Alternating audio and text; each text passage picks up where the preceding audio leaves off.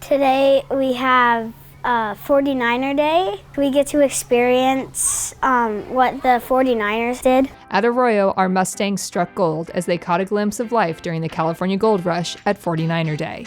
Learning came to life through hands-on activities made possible by the hard work of the 4th grade team and the support of the Arroyo community. When you really get to be in the life of a 49er, it just feels different and you get to understand it more. Life back then would have been a lot harder than today. I think it's just really amazing too, how all of it's changed. I want to learn everything about the 49er Day because I think it's amazing how people just rushed over to California to hopefully strike rich.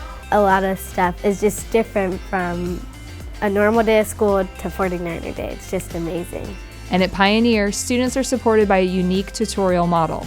Time is dedicated for students to access teachers for additional help in a small group setting, make up work when needed, or enjoy a brain break with friends when possible. I can talk to the teachers individually and be like, I don't get this, or I don't know how to say this, and they help you out with that. It allows time that isn't with other students and allows me to just kind of talk to them one-on-one, which allows me to connect to my teacher. We have an identification process on the back end to really help us target which kids might need additional support. And then kids can get more individualized instruction from teachers based on whatever skills they're missing. With 2 periods of tutorial, students' opportunity for support is doubled through an organized structure. It adds structure and purpose to it a little bit more.